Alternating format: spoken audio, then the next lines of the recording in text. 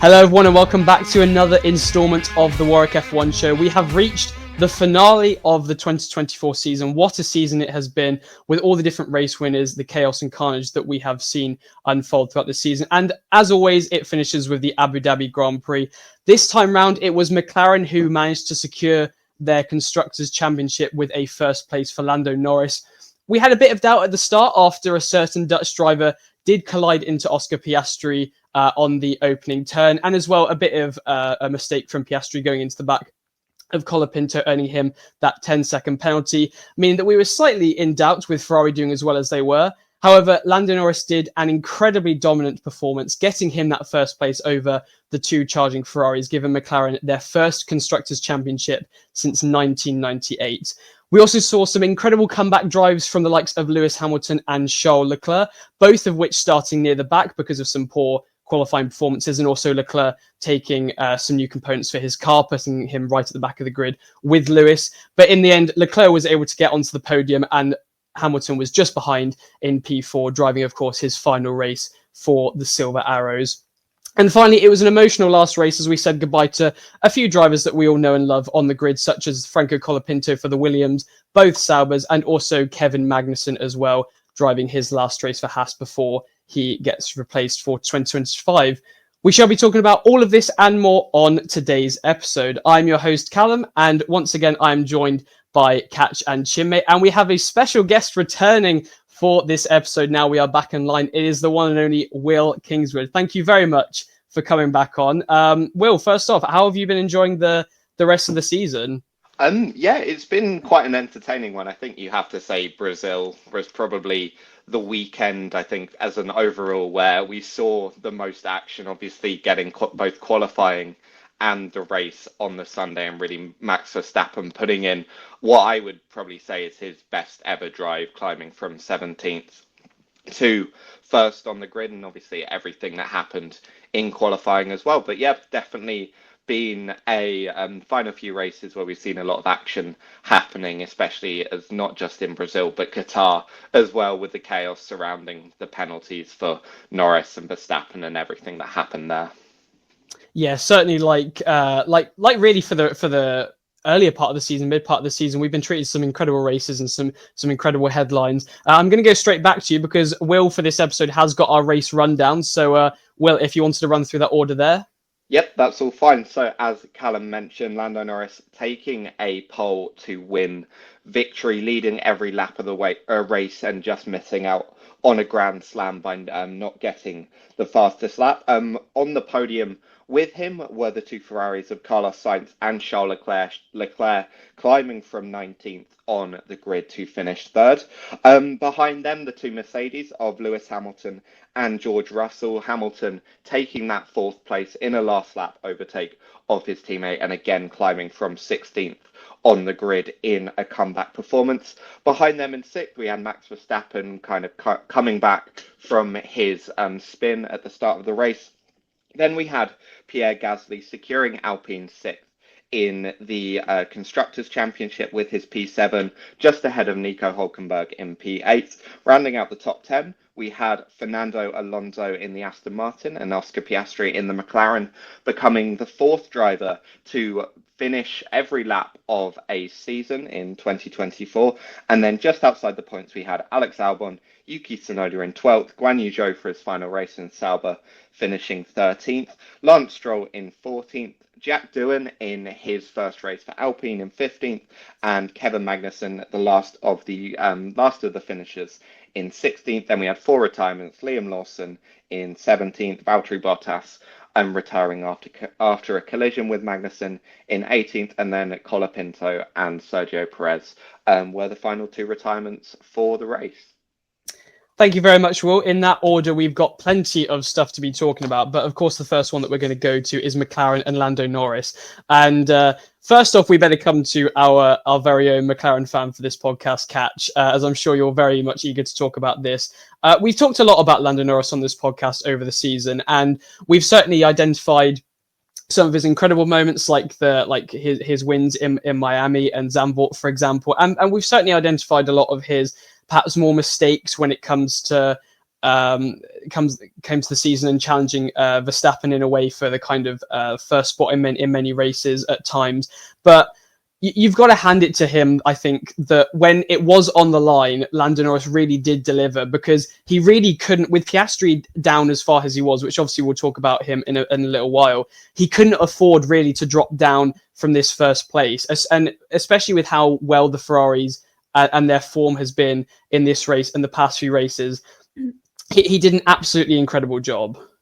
He did. And I think it was interesting that it started off with 2 McLarens and a Ferrari at the front, versus literally by the end of about lap 4, we knew it was going to be 2 Ferraris and a McLaren. So it was very impressive at this point. His start was incredible. He managed the pace of the race really well, making sure the tyres didn't fall off, because the likes of Sainz and Leclerc both tried to go for moves, but they just pushed too hard, especially straight after the changes and the pit stop. So it was very impressive from Lando being able to manage it like he did, because in the end, we all knew that if Ferrari got a 1-3 finish, they would have got the title.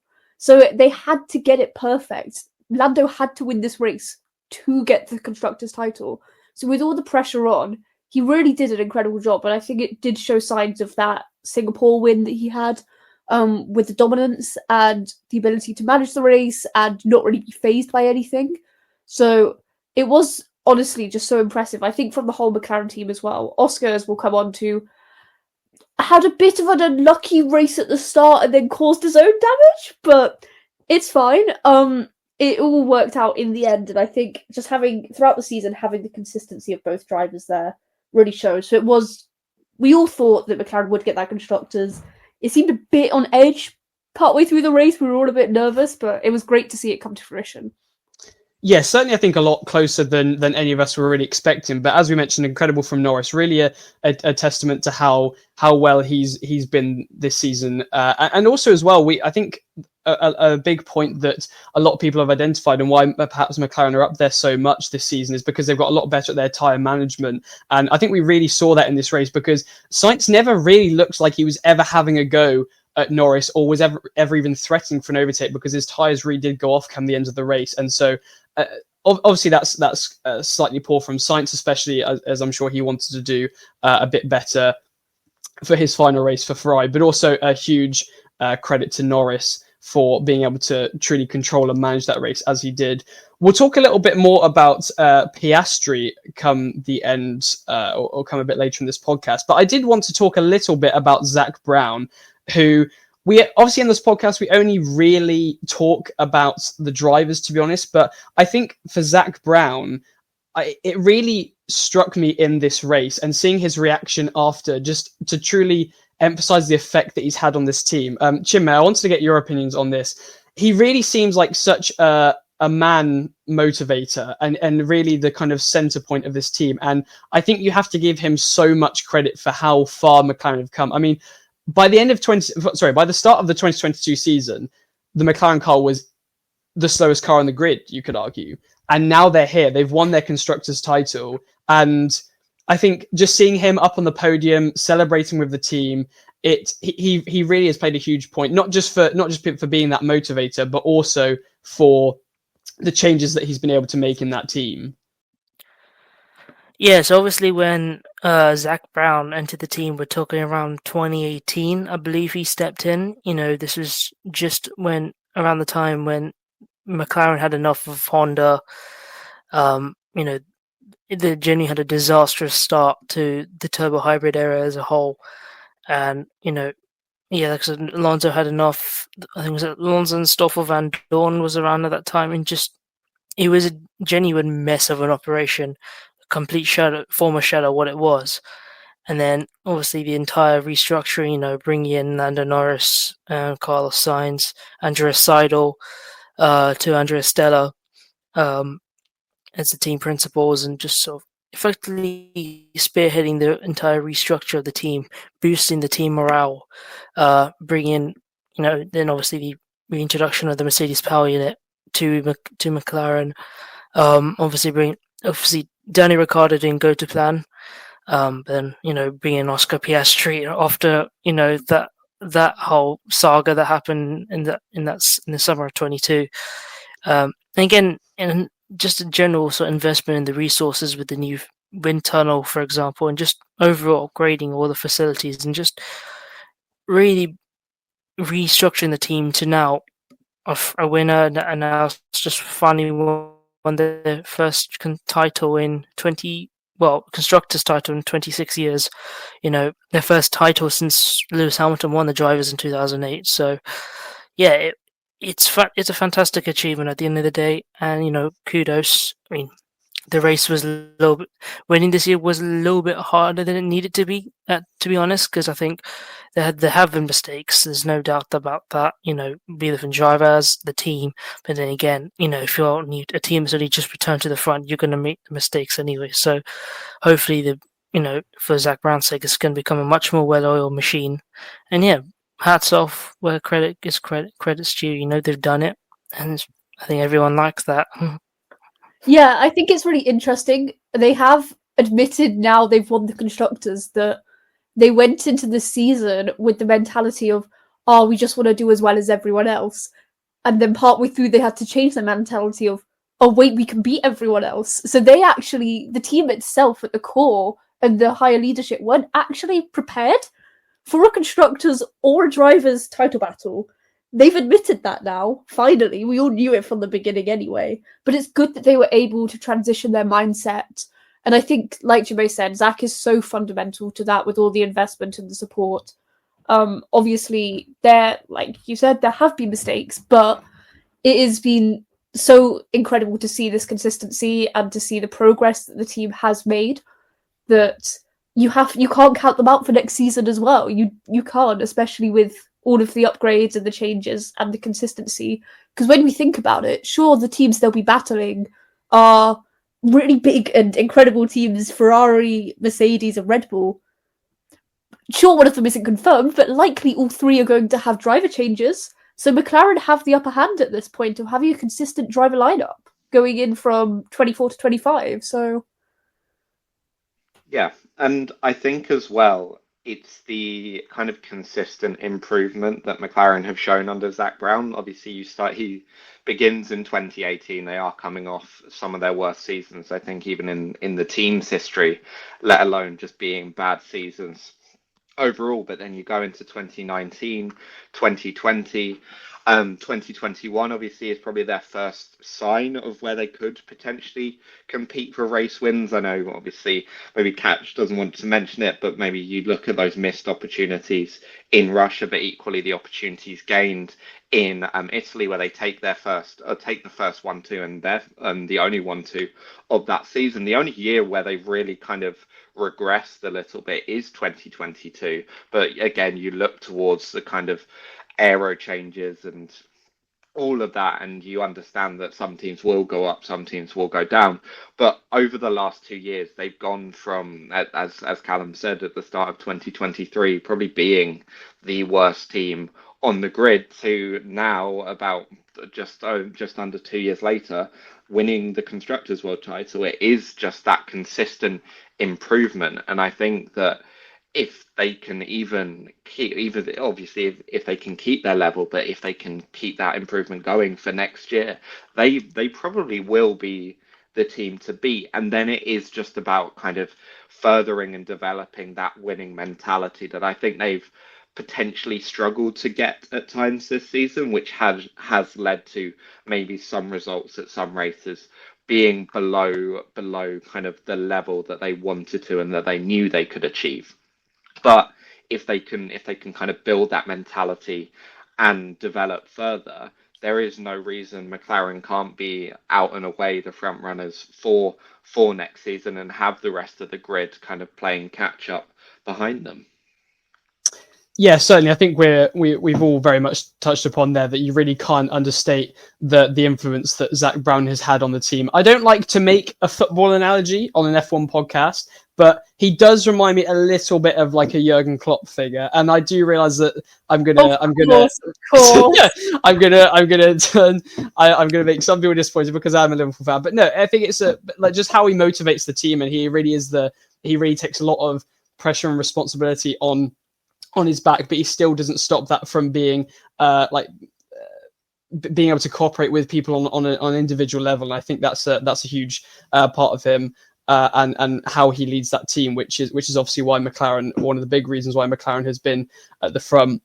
We should also mention, we talked about his kind of influence on the team and all the different aspects of the team coming together.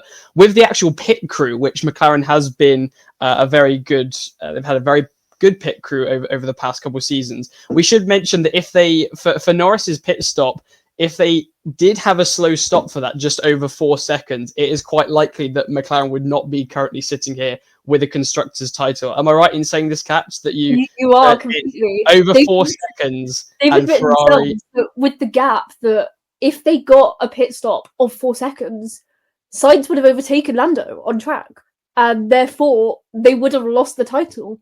So it is so impressive. It was such a high pressure pit stop. In the end, they got a 2.08 pit stop, I think the fastest of the race, which just is testament, I think, to the mentality that the confidence the team now has this end of season. Like we've mentioned it so many times, start of 23 to now, but it is crazy to see the transformation. Even as a McLaren fan, I still cannot believe that this is happening. Like, I still remember being in the trenches in early 23, being like, oh my god, how many pit stops are we going to do this race then? How far off the pace are we going to be? But now, to come away with the title is so insane. And I think I'll segue us onto a next bit of Lando saying that next year is his year, which I am in full faith of. I trust the man. He has made so much improvement this year. His start was incredible, and that's what has been a really weak point for him throughout the season. So if he can just improve those little bits and little failures that he's having in races, there is no reason why I can't see him fighting straight from the beginning of 25 for this driver's title. That's what they're pushing for. At least for one of their drivers. I think Lando's got the upper hand on Oscar, but I'll see what everyone else thinks. Katch, you're doing my job for me. You've segued onto our next section, but Yeah, that was my next point. Is that I wanted to see. Yeah, so Norris obviously did say after the race that next year was his year, obviously implying that he's going to be, he thinks, the front runner for the Drivers' Championship. I'll let Will Kingswood and Chinmay have their say first. Will, if I come to you first, do we think that he's right? That, I mean, sure, it's kind of bound that if McLaren have the car there, which we think they probably will do, judging it's not too much of a sort of regulation change from this season, then he will be one of the front runners. But can he really take it to the next level and take it all the way to get a Drivers' Championship? And if not, then who do we expect is going to be there instead of him? No, I think he absolutely can take it to that level, but it's both McLaren and Norris need to iron out the mistakes that we saw, especially kind of in that middle part of the season where they definitely didn't capitalize on having what at that point was quite clearly the quickest car on the grid. I would potentially argue this year should have been Norris's year as well. So there is no reason he kind of can't gain that level. But I think the problem he may have is that if we're tracking on trends that we've seen at the end of this year, we are looking at, I think, about 4 or 5 people that do have a genuine shot at winning the driver's title next year. It's not just a Norris v Verstappen. I think those two will be a part of it. Obviously, I don't think even if Red Bull put out a car that isn't as good, Verstappen's consistency is still incredible, and Norris will be up there. But equally, I think both Ferraris, Leclerc has always kind of given that, like, shown how consistent he can be at succeeding. Obviously, Lewis Hamilton coming into that team, 7-time world champion, probably the fire in his belly with a new team, and to kind of gain that 8th one that has eluded him for the last few years. And then I think Mercedes ultimately are probably the team that is most up in the air at the moment about where they'll be. Obviously, you've got George Russell and Kimi Antonelli, who is coming in very akin to kind of a Lewis Hamilton back in 2007, jumping straight into that top team, and it remains to be seen kind of how well he'll perform from the get-go. So I think it is definitely maybe Norris's to win, but I don't think it's going to be not as easy a path as it could have been this year if he'd had maybe more of a consistent run. But I think just because you are going to have a lot more teams, I do think, at least from the get-go, with a genuine shout, it's very difficult to kind of predict who could take the title this time next year. Yeah, I mean, the stats are also in Norris's favour because every single Abu Dhabi Grand Prix winner since 2018 goes on to win the championship the next year. So I think if you take 2017, I believe, the year Bottas won, out of the equation, you can go as far back as 2013 for that record as well. So, yeah, I guess, and also with the downwards trajectory of Red Bull, we don't know the sort of factor of Mercedes coming in, like you said, with Kimi, and can George really lead that team? We'll see now. Then Ferrari you can never predict. Is Lewis Hamilton going to be firing on all cylinders again, rejuvenated? Can he work alongside Charles Leclerc? We don't know. There's a lot of unknowns going to next season. So, yeah, I guess in terms of stability and continuity, Norris and McLaren do have that advantage. I really didn't expect you all to agree with me. Wow, I'm very impressed. This is the wait, hang on. Wait, okay, you don't get an opinion. No, hang on, I'm the host, I get an opinion. No, but can I just say, as much as we all think, sure, the stats are in Norris's favour, and obviously, as number one Norris fan, I will defend him, I don't think we should go into 25 with the expectation that it's Lando's title, purely because Oscar is going to be on the same level footing. Sure, I don't believe he's as strong, and he hasn't got that mentality in the same way that Lando will coming into 25. But also, it's Max Verstappen. Even with that Red Bull being poor, no matter who he's up against, it's Max Verstappen. I just don't think you can count him out. You have to assume at this point in time with these regulations that this is Max's title and anyone that goes up against him is fighting Max. I just can't. You can't get over that fact. It is Max Verstappen. So sure, the stats are in McLaren and Lando's favour, but the expectation for me is still 2025 will be a Max win. If we can get a close championship with other people battling him, that's amazing. That's where I think it goes back to what I was saying, is that for me, this is the first time in I can't think how long where I genuinely think the answer to the question, this is X's title, could feasibly be about 4 or 5 people. I think for the last few years, I think we've obviously seen kind of 2 names mentioned, maybe later 2010s. Obviously, you've got Hamilton and Vettel, Hamilton and Verstappen. And then maybe it's kind of fallen back to just Verstappen over the last few years. But with McLaren on the upturn, Ferrari on kind of the upturn, McLaren, and Mercedes are kind of there or thereabouts, Red Bull on the downturn, and then we don't know if anyone else is going to kind of become a joker in the pack, especially maybe Aston Martin with Adrian Newey. There are you can make a lot of different arguments to say that this one driver is going to be the favourite for next season. And I think it's setting up to be an insane season as a result of that.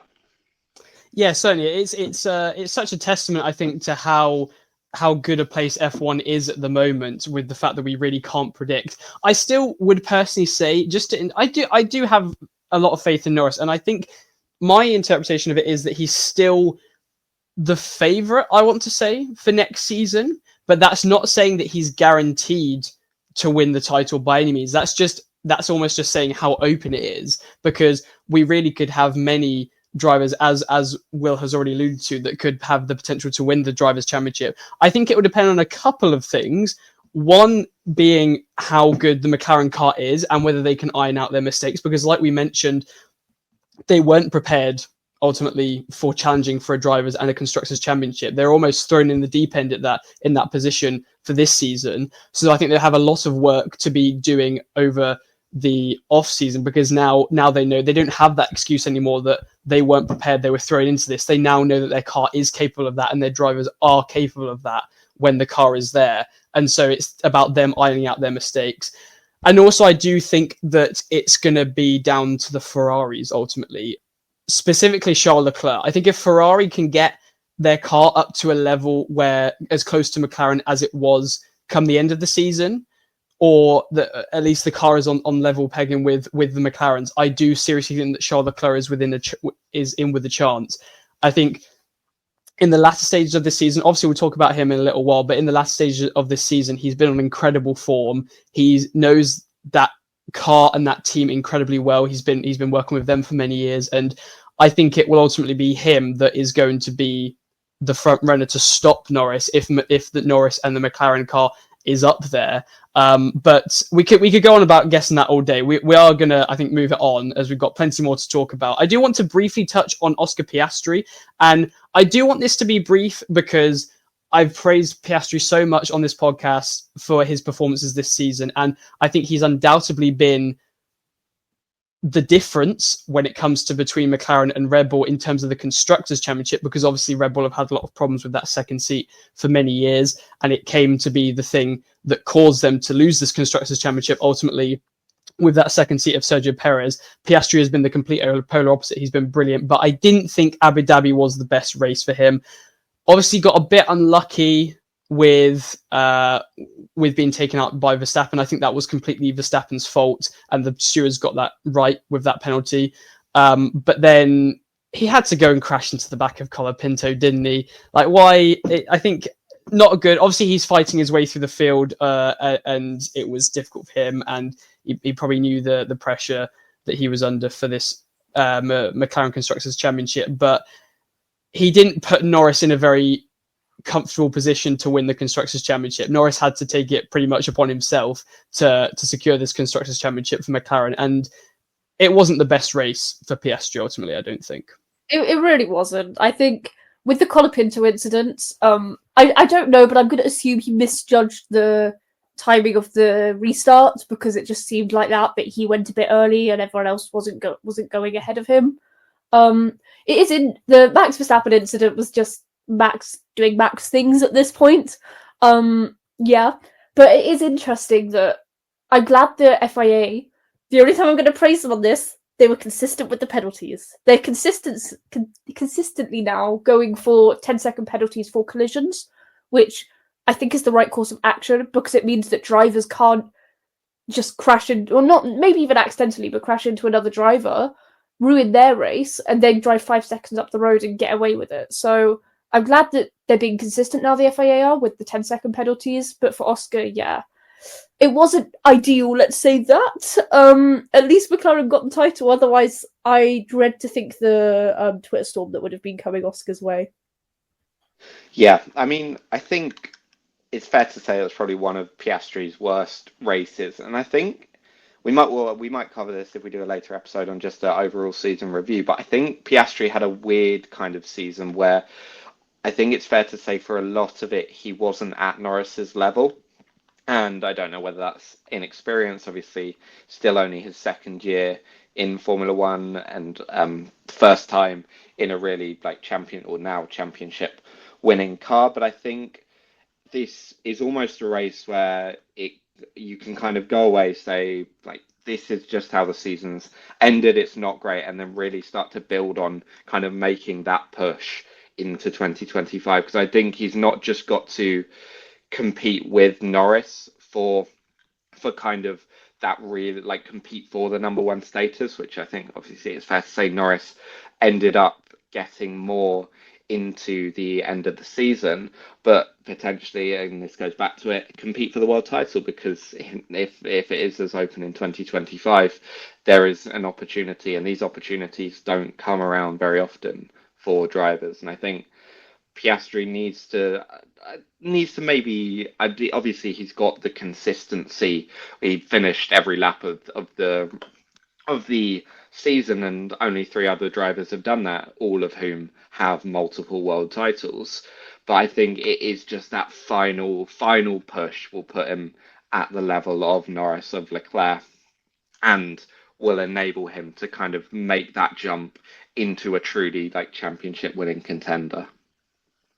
Yeah, certainly he has been getting there. And again, we should obviously, as we've already emphasized, that this is only his second season in F1, and I think he's done a tremendous job because of that. But now that this kind of initial period is over, people are certainly going to be expecting him, I think, to definitely be near Norris and also Leclerc if he's going to be the main title contender with Norris, or one of the main title contenders next season. We'll move on to Leclerc as well to talk about him and his comeback, because what on earth was that ultimately? It was such an incredible... I've never seen anything like that from Leclerc. I think by the end of lap 10, he was 6th and he started 19th on the grid. And there's one particular shot that I remember when going down the back straight. And if anyone's ever played the F1 games where you put the difficulty down to 10, you put anti-lock brakes on, and on the first lap, you absolutely steamroll past about 10 cars. This is exactly what happened with Leclerc on this one back straight shot that I'm thinking of. I can't remember the exact lap, but it was absolutely insane. And I think the fact, we mentioned this already, the fact that Leclerc started 19th and he was he got to 3rd in the race ultimately was such an incredible drive. And if McLaren did end up losing the Constructors Championship, and we were sat here talking about how good Ferrari was, for example, a large part of that would have been down to Leclerc and the incredible job that he was able to do to get that car up the field. You could hear it in his voice with how much he cared about winning this constructors title, and he gave absolutely everything out on the track on that day. Unfortunately, obviously, it was all to lead to nothing in the end. But Will, if I get your take on this, just I think it's one of his best ever drives, and really just sums up how good this latter stage of the season has been for him. Probably the best that he's ever been, and the most comfortable he's felt in the car of any time, really. Well, yeah, I mean, he jumped from P19 to P8 at the end of lap 1. Hey, he got past 11 cars, and we haven't seen that. I think, well, you think back to I think it was 2020 with Raikkonen starting on the soft tyres and almost getting up to P4 on that lap 1. And I do think it is that you could see it in the radio messages. Obviously, I think just based on where he started and obviously having to come through the grid, he wasn't in a position to kind of challenge for the race win. So third was realistically the best that he could do. But still, I think it, like, caring about and mentioning over and over again, oh, are we in a position to win this Constructors Championship? How's Carlos doing? And I think, again, that mentality and just generally this season, I think, has been really good for him, because he's never really, Ferrari were never really in a position where they were going to be competing for the Drivers' World title with Leclerc or the Constructors' World title up until right at the end of the season. And I think just having that less of that pressure allowed both Leclerc and to be fair, Sainz as well, to really perform.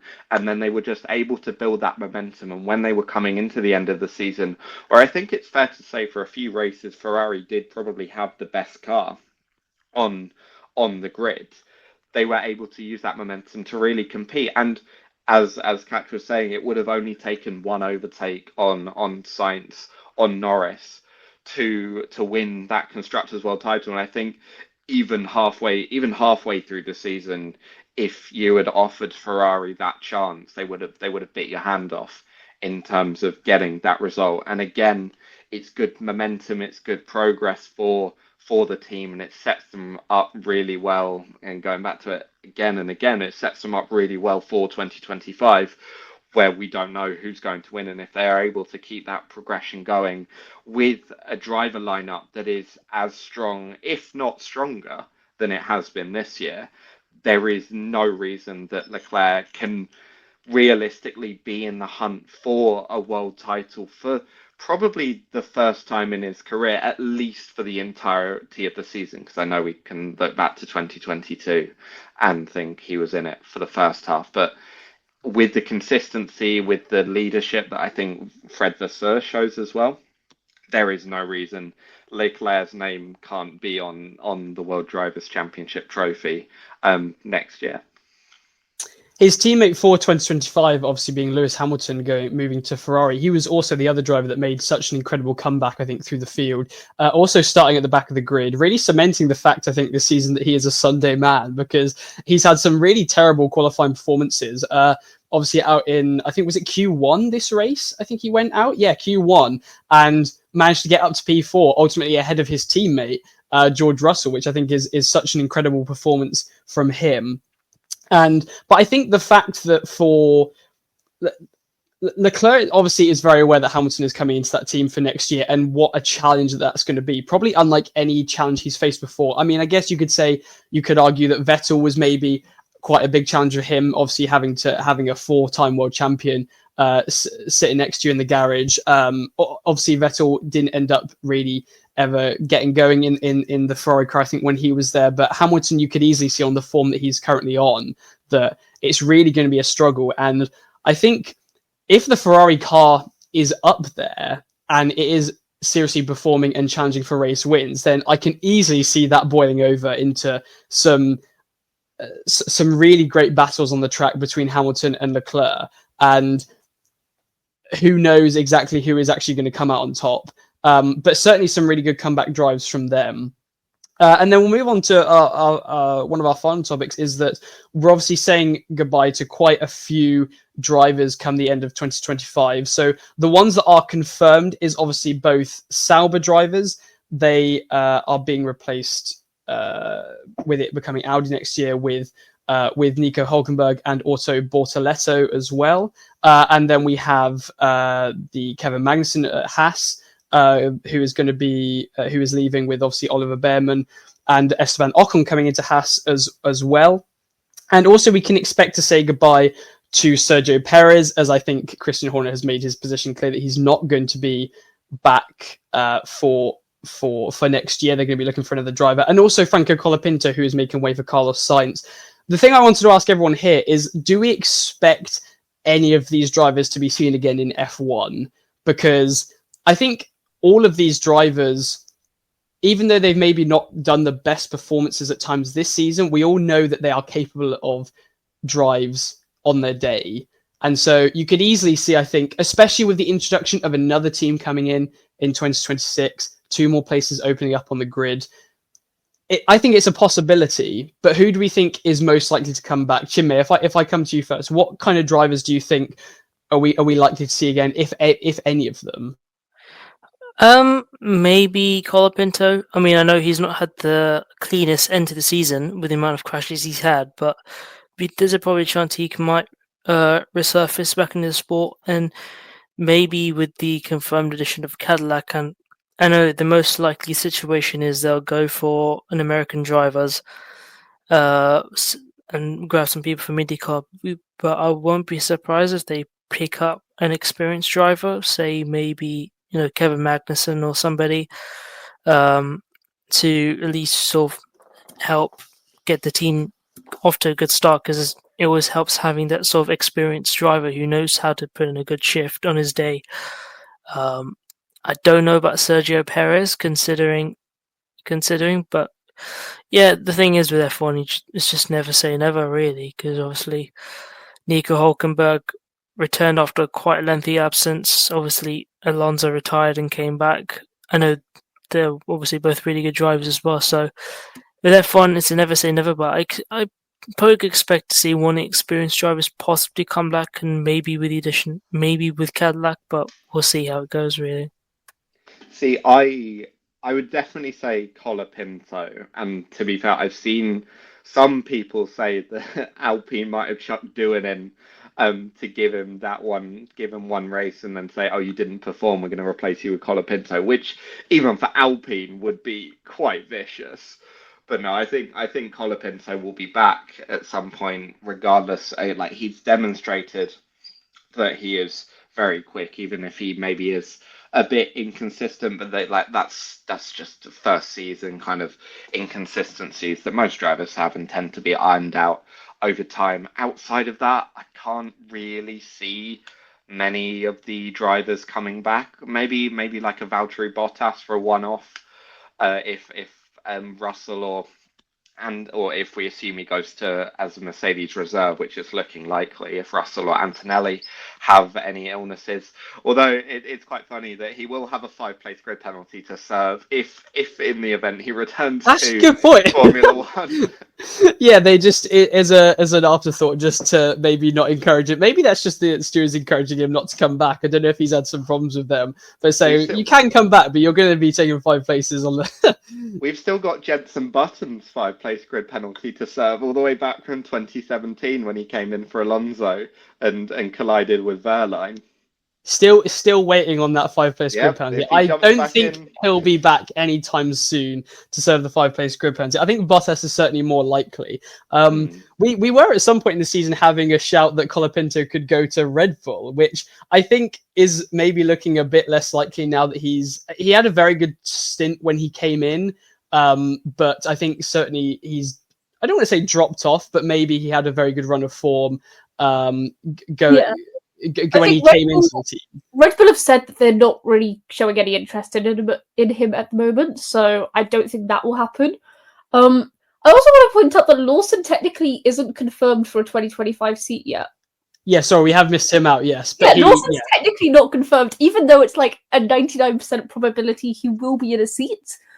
It isn't confirmed yet, so I think that's going to be the interest for me of what do they do, especially because when Hadjar has done his couple of sessions, Abu Dhabi postseason test and in FP1, he didn't really perform incredibly. That will be said. Like, he was a bit inconsistent. The timings weren't amazing. In the postseason test, Yuki was driving the Red Bull and said that he was fully comfortable with it. His times were pretty good. The car suits his driving style. So, I don't know. It'll be really interesting. I think for the drivers coming back, I doubt we'll see Bottas come back. I don't think he wants to come back either. He's not said the greatest things about the Snake Kick team in the past few weeks, which has been kind of entertaining to watch.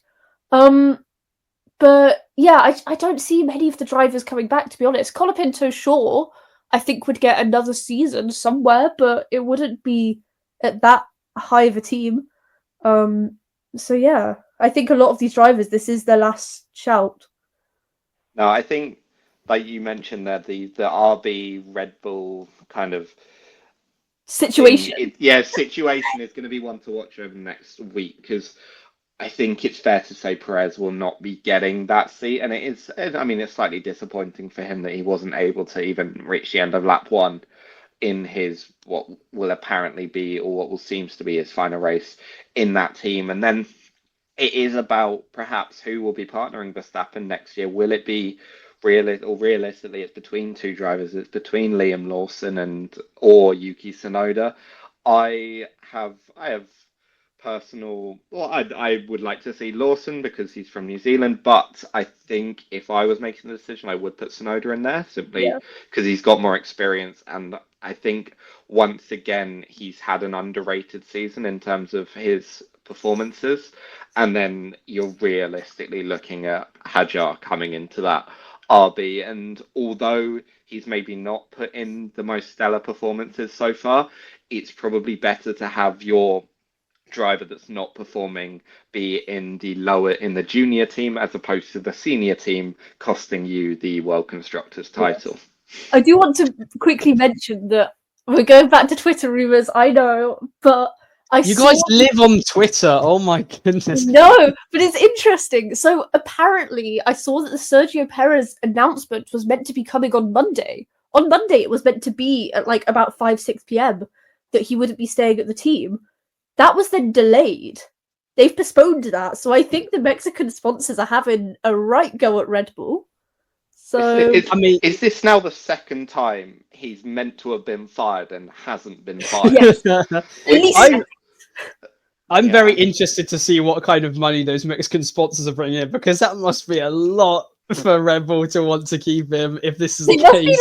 Just before. The difference between first and third in the Constructors is purely Sergio Perez. So are they paying the difference between first and third of the Constructors? That's a bare minimum, surely. That's insane.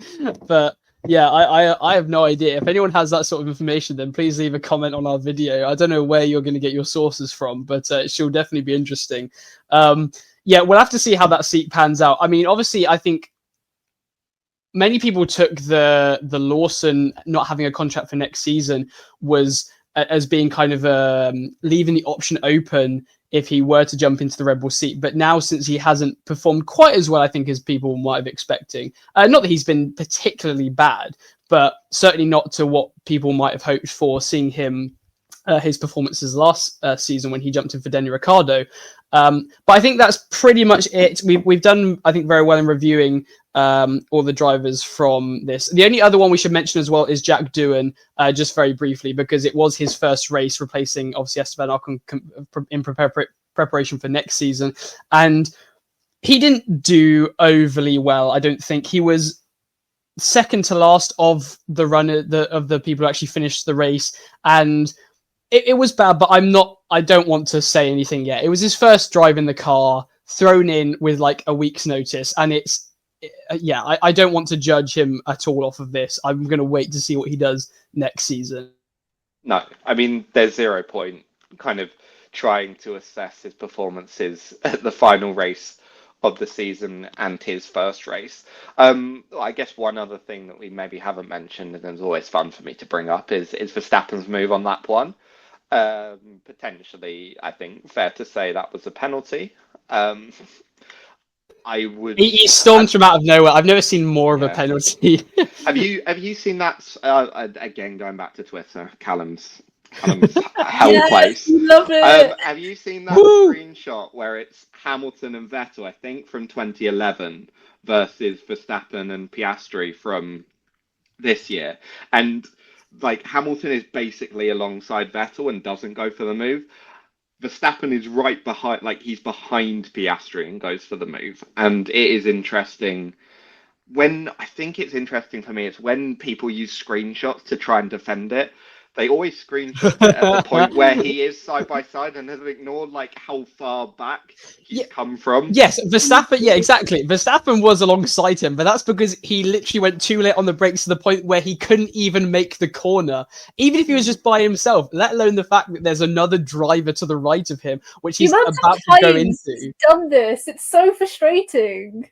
Come on, you're a 4-time world champion. Please drive this better. Time, to me, doesn't even make any sense at all because he's not fighting for it. Okay, yeah, I suppose you can't remove his killer instincts. That's obviously what makes him such an incredible driver on his day. But still, Red Bull are not fighting for anything. They could have literally not turned up to this race. They could have gone home, had a day off, and nothing would have changed in the results. Verstappen would still be world champion. Red Bull would still be third in the constructors. It makes no difference. So why on earth is he sending it down the inside like it's a do or die moment? It makes no sense. He's preparing for paternity leave next year. Apparently. Four more penalty points. If he times it right, he can have a week off. True. For the birth of his child, and we should say congratulations to Max Verstappen and Kelly Piquet for their upcoming child. They are brewing the best driver of all time right there with the Piquet and the Verstappen G's. This guy's going to be mental on the track when we see him. If you'll have to wait for our see them. We don't know whether we'll have to wait for our 2040 season preview. No, it won't be that. What will it be? 2050 season preview. If any of you are still with us then for seeing how he gets on in F1, but we're not going to come with that yet. How they get on. It could how they get on. Female driver in F1. Sorry, I don't. Yeah, fair enough. I do not know. That is not. Do they even know? Oh, I don't think they've announced it. Okay, fair enough. I don't know. I don't care what the drivers' other lives are outside of F1. I just care about the cars going vroom. You just want the little driver puppets to dance for you on the track. I wouldn't go that far, but I don't have interest in their personal lives personally. But anyway, we'll move on to what everyone has been waiting for around the world, which is our driver predictions, because we are so close in our driver alliance. So it's me to give everyone a reminder. It's me on 146, Katch just 1 point behind on 145, and Chinmay only 4 points behind Katch on 141. And we left it out last time where we would not tell each other our 1, 2, and 3 point predictions. So obviously we do predict our top 5 and then predict 3 predictions, 1, 2, and 3 point predictions. The more points it's worth, the more unlikely it is. And we didn't tell each other our 1, 2, and 3 point predictions so that we could build up suspense, so we wouldn't know until this recording who has got the title. So Katch, if you wanted to go first, because you had first pick, and somehow your hopeful choice of Norris, as well as you completely forgetting Verstappen, you completely forgetting Verstappen from your top 5, somehow worked, which I don't understand.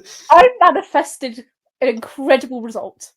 And it was great. It's a bit frustrating. You did do that, yes.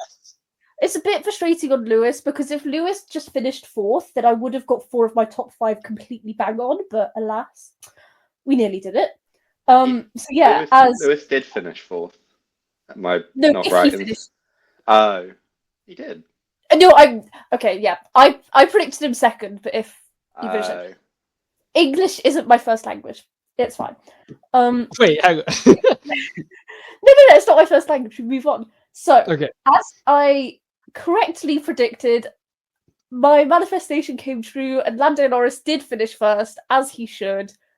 He is the god.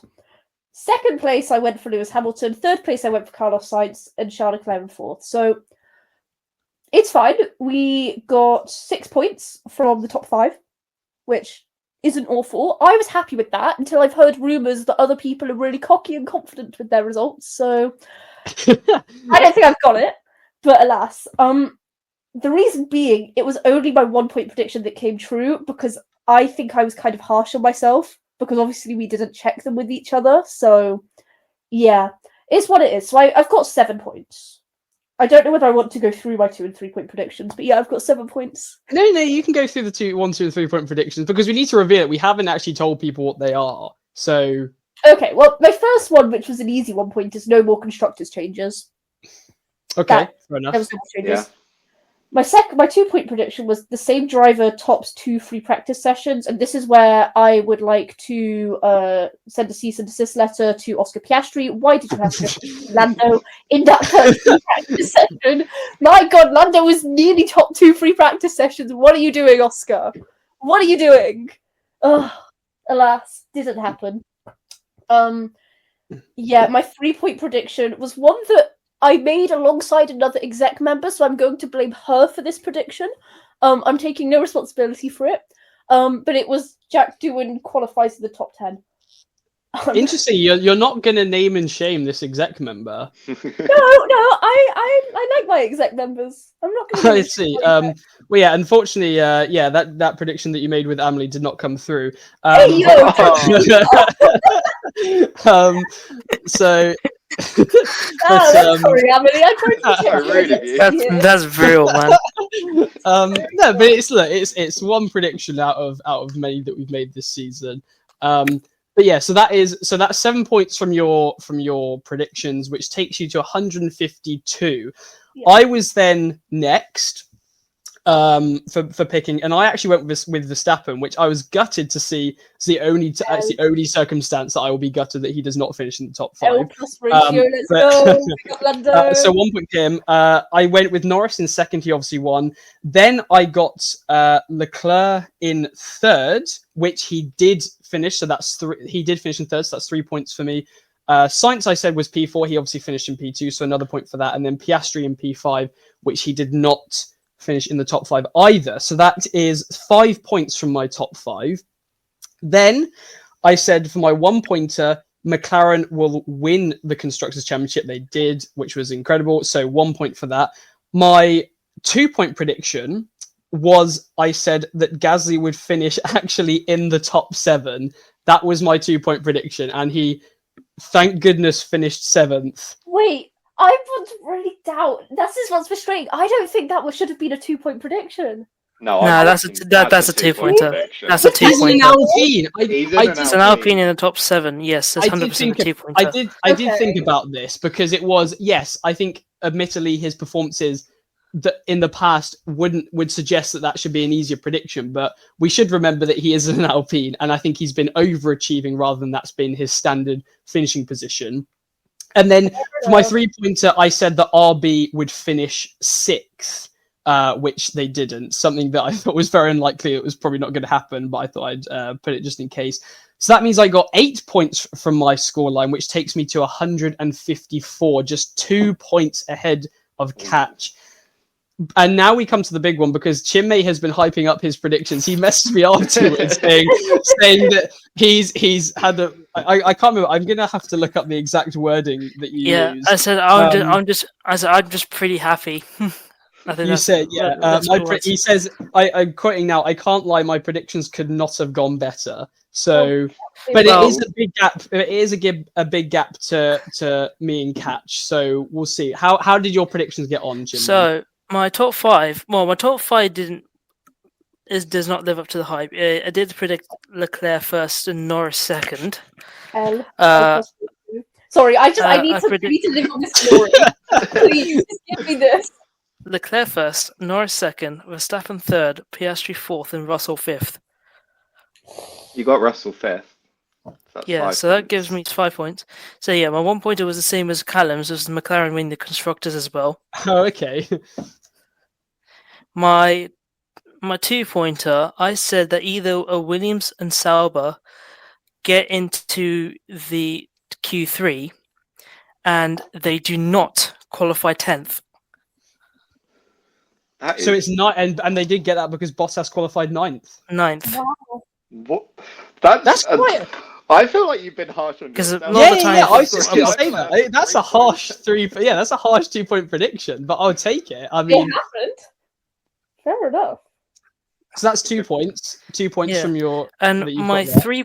Wait. Yeah. What? So at this point, you're on 9 points. No, 8 points. Yeah. Can you win? 8 points. Can you win? No. Can I win? No, probably not. Can win? Probably not. No. Okay, right. We're meant to be building tension, guys. To decide between second and third. Yeah. It is actually. Oh wait, you can if you get to get joint second. Oh, fair enough. So I mean, my 3-pointer was to actually capitalize on the Abu Dhabi curse that at least 2 people leaving F1 DNFs. Yes, we have that. Okay, Wow. fair enough. I didn't even realise that was a curse. Oh, there was one year. I think it was 2019 or something. We had like 4 drivers leaving F1 and they all DNF'd for some inexplicable reason. Oh, damn. So I remember 2018, Kimi's last race for Ferrari, he had an engine failure, or gearbox failure actually. In 2020, Perez had a power unit failure. I've written this down, that's why when he left Racing Point. In 2021, both Williams were either leaving F1 or were leaving the team, and they're both DNF'd. Russell had a gearbox failure. We know what happened to Latifi. Kimi also retired with a power unit failure, and Giovinazzi, who left that year, also had hydraulics failure. 2022, when Alonso left Alpine, he had a water leak. And then in 2023, there was no changes, so obviously nothing happened. Jesus Christ. So yeah, everyone, there were no changes and everyone finished that race. Yeah. It's almost like it's trying to tell us something. That is quite scary, actually. But good job for Chinmay for identifying that and getting the 3 points predictions. So that gives me a solid 11 points from this. That is an incredible... to come from a 4-point deficit, and that means that you are on level with Katch. So after all is said and done, after all the races, 24 races that we've had this season, and we finish 2 points apart from everyone, that is ridiculous. Can I just say something? I blame you, Oscar. Yeah.